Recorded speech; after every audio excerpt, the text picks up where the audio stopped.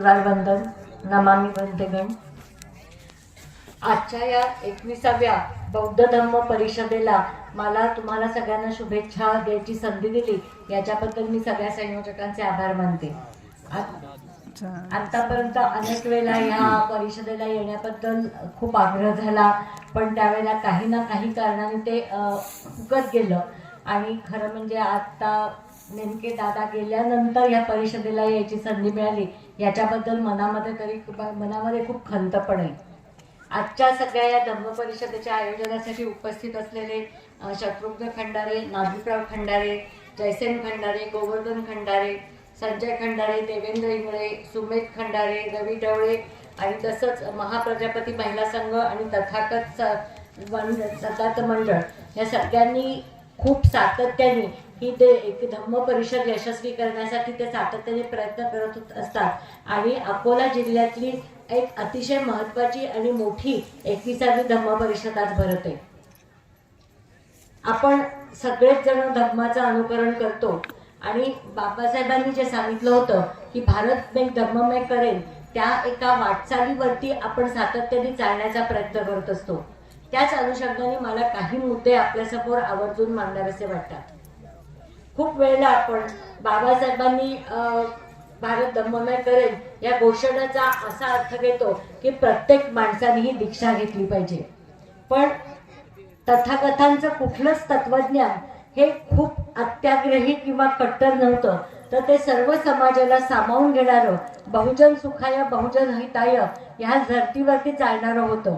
आणि त्याच्यामुळे बाबासाहेबांचा जो वाक्याचा अर्थ होता ती तथागतांनी आपल्याला जी एक सम्यक जीवन मार्ग दाखवला, प्रज्ञाशील करुणा या वाटेवरती चालवण्याचा जो मार्ग दाखवला, ती तत्व प्रत्येक भारतीयांनी जेव्हा स्वतःच्या जीवनामध्ये, मग ते खाजगी जीवन असेल, सार्वजनिक जीवन असेल, राजकीय जीवन असेल, त्याच्यामध्ये खऱ्या अर्थाने प्रज्ञाशील आणि करुणा ही 3 तत्व जेव्हा आपण अंगीकारू आणि आत्मसात करू, आपल्यामध्ये बाळगू, तेव्हा खऱ्या अर्थाने भारत बौद्ध धम्ममय झाला असंच त्याच्यामध्ये म्हणावं लागेल. कारण तो त्यावेळेला आपण प्रत्येक माणसाला तथागतांनी दाखवलेल्या मार्गावरती नेण्याचा प्रयत्न करत असतो. पण खूप वेळेला आपण ह्या 3 शब्दांचा अर्थ समजावून घेत नाही. माझ्यापेक्षा या 3 शब्दांचा अर्थ अतिशय चांगल्या पद्धतीने सगळे इथे बसलेले बंदेगण आपल्याला समजावून सांगतील याची मला खात्री आहे. पण त्याच्यापेक्षा थोडेसे 2-3 वेगळे मुद्दे मला मांडायचे. प्रज्ञा या शब्दाचा अर्थ बुद्धी होतो, पण ती बुद्धी खरंच ज्या मार्गाने आपल्याला चालायचं आहे त्या मार्गासाठी चौकसपणे वापरली तर त्या प्रज्ञा या शब्दाला अर्थ प्राप्त होतो. प्रज्ञा म्हणजे ज्ञान, प्रज्ञा म्हणजे बुद्धी. आणि या ज्ञानाचा आणि बुद्धीचा वापर हा केवळ काही गोष्टींचं पाठांतर करण्याकरता किंवा केवळ म्हणायचं म्हणून म्हणायचं नसतं, तर त्याचा डोळस वापर रोजच्या आयुष्यात करायचा असतो. आपल्या आयुष्यात काय चाललंय, आपल्या भोवती काय चाललंय, गावात काय चाललंय, आपल्या धर्मामध्ये आत्ता काय परिस्थिती आहे, आपण कुठल्या वेगळ्याच मार्गाला भरकटतोय का, देशामध्ये काय निर्णय होत आहेत, जगामध्ये काय घटना घडतायत, या ज्या सगळ्याचा परिणाम माझ्या स्वतःच्या आयुष्यावरती होण्याची शक्यता असते ते समजून घेणं, त्याचा विचार करणं आणि मग आपल्या आयुष्यातले निर्णय घेणं.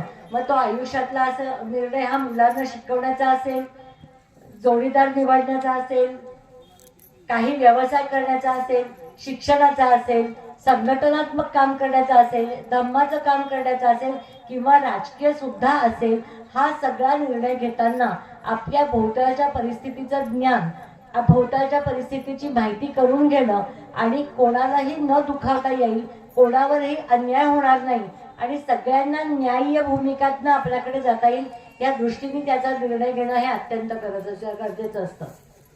बाबासाहेबांनी जेव्हा 1956 साली प्रबुद्ध भारत सुरू केलं तेव्हा बाबासाहेबांची अशी संकल्पना होती की दीक्षा दिल्यानंतर माझा सगळा समाज हा प्रबुद्ध होण्याच्या मार्गावर लागेल. ह्याचाच अर्थ तो चिंतन करेल, विचार करेल आणि सारासार विचार करून निर्णय घेईल. पण कित्येक वेळेला मला खूप खंत वाटते की आपण बाबासाहेबांचे विचार समजावूनच घेतलेले नाहीत आणि त्याच्यामुळे दर रविवारी वंदना घ्यायची, 6 डिसेंबरला आपण महत्वाचं प्रत्येक ठिकाणी जाऊन वंदना घेतो. आपण सगळेच जण 6 डिसेंबरला अत्यंत दुःखात असतो आणि वेगळ्या पद्धतीने आपण त्या दिवशी बाबासाहेबांची आठवण पुन्हा पुन्हा जागवत असतो.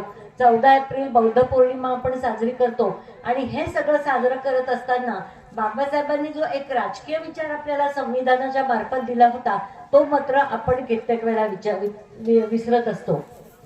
धम्माचं काम करायचं आणि धम्माच्या विचाराच्या विचारपीठावरती धम्मपीठावरती मात्र आपल्या विरोधी विचार मांडणाऱ्या लोकांना बोलवायचं किंवा त्यांच्यासाठी पैसे घ्यायचे हे कुठेतरी विसंगती होते आणि ही विसंगती कधीच डॉक्टर बाबासाहेबांना त्याच्यामध्ये अपेक्षित नव्हती. करुणेचा अर्थ आपल्याबरोबर आपल्यासारखाच प्रवास ज्यांचा चालू आहे, ज्यांना वेगवेगळे क्लेश आहेत, ज्यांना वेगवेगळ्या वेदना आहेत, त्या वेदना समजून घेणं, त्यांच्याबरोबर त्यांच्या वेदनेमध्ये एका अर्थाने सहवेदनेच्या पातळीवरती पोचणं आणि तसेच त्यांचे प्रश्न सोडवण्याला सुद्धा मदत करणं ही कुठेतरी त्यांना बाबासाहेबांना त्याच्यामध्ये अभिप्रेत होतं, तथागतांना अभिप्रेत होतं.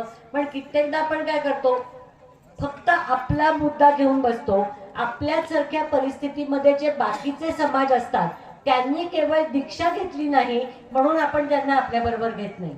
मी आज हा मुद्दा अशासाठी वाटते की उशीर जरी झाला असला तरी आत्ता आपल्या असं लक्षात येत आहे की अनेक बहुजनांना, भटक्या विमुक्त समाजातल्या लोकांना, मुस्लिमांना, ख्रिश्चनांना बाबासाहेबांचं आणि संविधानाचं महत्त्व पोटपाटायला लागले.